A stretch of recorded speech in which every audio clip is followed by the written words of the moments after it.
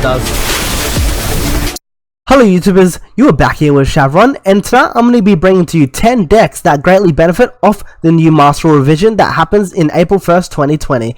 So with these 10 decks, I pretty much made the list out of surveys I've done with people across media or just people in local areas, where I've just asked them what their thoughts were on the best decks coming through with the new Master Rule revision. So with that, let's get straight to it. So first up, we have Totally Awesome variants. So Totally Awesome has been a very strong card back in the old meta, where you've been able to summon out multiple Totally Awesomes, negate any pretty much any activation or any monster effect, and being able to set your opponent's card to use it against them. So with Totally Awesome, no longer having to follow the link summoning conditions, you can go back to bringing out your Bahamut Shark, using his effect to bring out multiple Totally Awesomes if he sticks around, and then you could pretty much play Paleos again and just flood your board with Totally Awesomes or the Paleo XYZs and be able to control your opponent again, once again with Totally Awesome. For people who don't remember, this card was very disgusting. There used to be a hero, Totally Awesome hero deck that went around where they forced out Bahamut Shark really fast with the Totally Awesome and bring out Dark Law. Maybe we could see something like that coming back again. With Norden still banned, it will be pretty hard to pull that combo off very consistently, but there has been a lot of cards since then.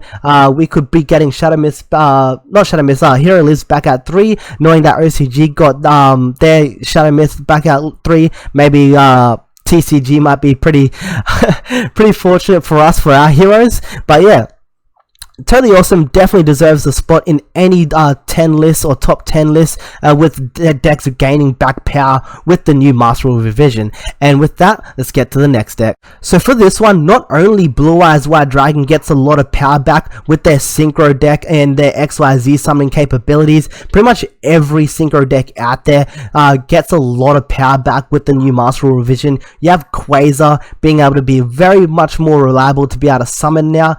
Even your Scar Red decks, with the support they're getting, it's going to be so much more insane once the new Master Rule hits. Their support actually looks very strong as it is, and then once they get unlocked without having to worry about the link summoning conditions anymore, it just gets more crazy for them. It'll be very good to see all those Synchro decks come back. You got Black Wings, you're going to be able to do your Steam OTK again, all the good stuff, all the fun stuff, they all come back, and I'm excited to see what they can do.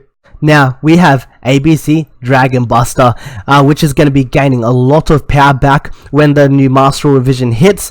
This deck took a big hit when Link Summoning came out, because they were no longer easily open the double Dragon Buster or XYZ monster on top of it. They had to waste resources to make their Link summon first before doing their normal play, which was a big hit to the deck. Now they pretty much just have their consistency back, and I expect this deck to be pretty much high in the tier again. Probably not tier 1 because of how fast the meta is at the moment. It really depends on the March ban list when it does happen. But expect to see ABC Dragon Buster be floating around again once the new Master Rule hits. It was a very great deck to play. A lot of people enjoyed it, and a lot of people are happy that this deck's going to be able to make a scene again.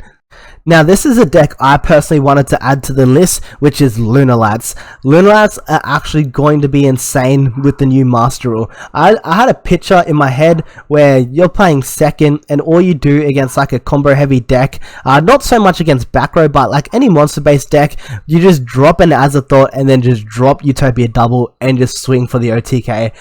It just sounds crazy when I think about it.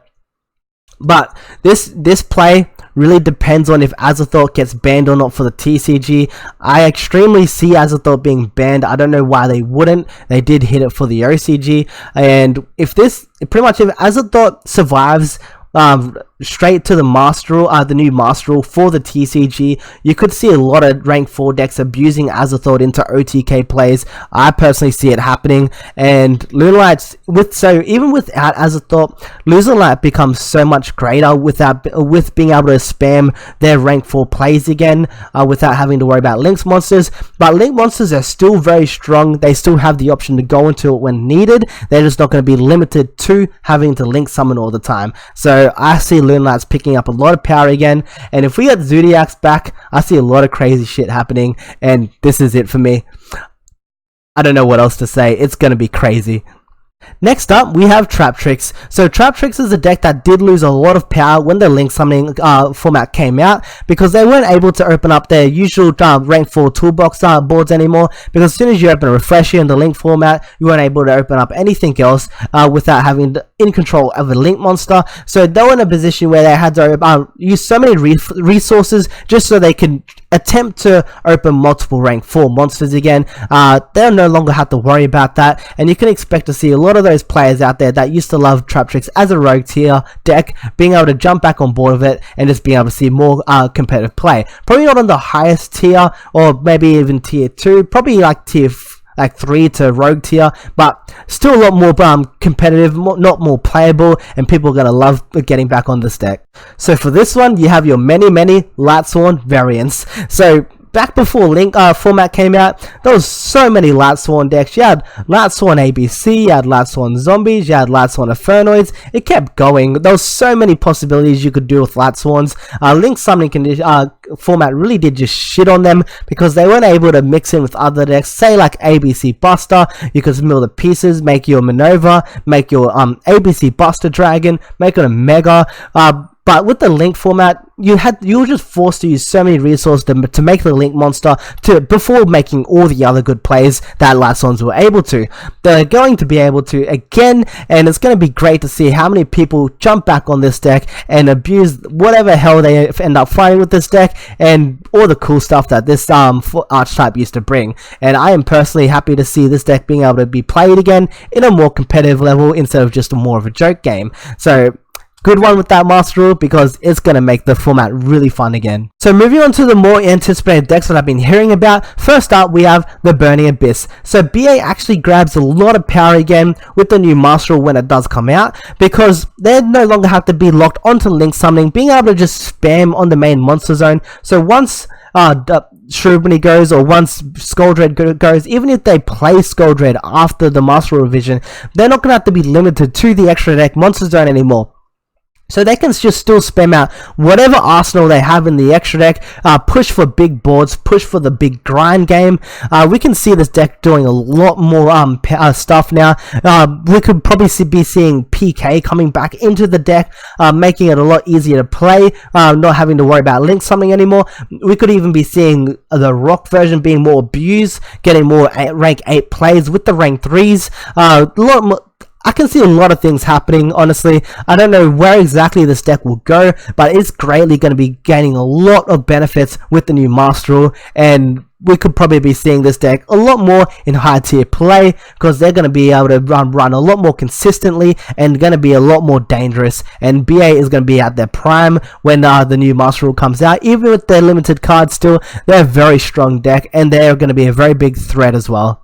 So speaking of big threats, we have Invokes. So Invokes gain a lot of power back with the new master rule, being able to fusion summon onto the main monster zone as many times as they want, bringing back double Macabre of Raiden. You could be seeing Wind Witch Invokes again, Kaiju Invokes, just even pure Invokes.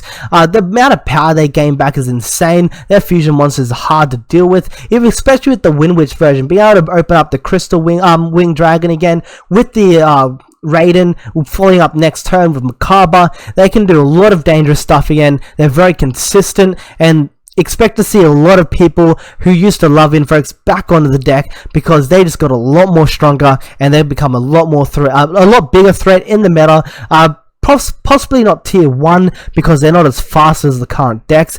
Again, it really depends on the March ban list if it does happen at March, but expect to see Invokes to be happening in competitive play once again. So right now, this is actually just no joke with how much power Thunder Dragons get from the Master Rule revision. If they don't get like Future Hit or something, expect to see a lot of people on this deck. The Floodgate on Colossus on his own is insane. Their destruction preventing effect is also crazy. They're no longer gonna need Link Summoning anymore to open up their double Colossus or double Colossus and Titan. They can freely do it without having to worry about it. They can open up double Colossus without having to worry about Nibiru dropping. They can go Colossus in Titan without having to worry about Nibiru dropping anymore. They actually just become a lot more safer to play, a lot less fragile, and a lot more consistent. It's actually a very strong deck, and without having to worry about link summoning anymore, this deck just pretty much skyrockets in power level. Right now, this deck is actually fairly hard for a lot of decks to deal with, and once the new Master Revision comes out, they're just going to become a lot more harder. I do expect to see a future hit on this deck. If it doesn't happen, I'll be surprised, but expect to see this deck to go really big in popularity, because this deck actually just gains so much power. So for this last deck on my list, I have Adignista. So Adignista seems to be a very promising archetype. I don't see them doing too much in the TCG when it releases in January though, because it is pretty much a half set release. They don't get the rest of their support until March. But, well, by the time the new Master Rule comes out, we could be possibly seeing 2 ban lists until then, one in January, one in March. So we could possibly be seeing this deck get left unchecked while all the other current top decks get hit. So depending on how the meta swings or how many future hits they end up doing to stop possible combos that may end up being abused from happening, Adignistas can very much come through very strong in the new format. So they pretty much have all extra summoning conditions. They can synchro, they can XYZ, they can fusion summon, and they no longer have to worry about link summoning conditions after that as well. But they still have access to their very strong links monsters on top of that. Adignistas on their own are a very strong archetype. They have very good draw potential, they have good add. All their monsters do something when normal special summon. Their field spells insane as well. They have their own floodgate, which probably won't matter too much when the new Master Rule comes out, because it's more directed towards link monsters. But overall, it is a solid archetype. I can expect them to be doing a lot more dangerous things once the new Master Rule comes out. But it really depends on how the ban list goes as well. So I've seen a lot of lists where people have made predictions or their top 10 lists. I don't really agree on top 10 lists overall, but again, they're predictions. But ban lists can throw off everything, but for me, this is pretty much my 10 decks I think that can come through very strong, not very in the mindset of becoming the next tier deck, more decks that become very benefit off the new Master Rule. But again, it really depends on if any of these decks have any cards put on the ban list. We don't know, but this is my prediction. If you enjoyed the video, consider leaving a like and subscribe to my channel. Your support to me will help me improve my videos for future content. And so with that, I'll be seeing you guys next time. See you guys. Does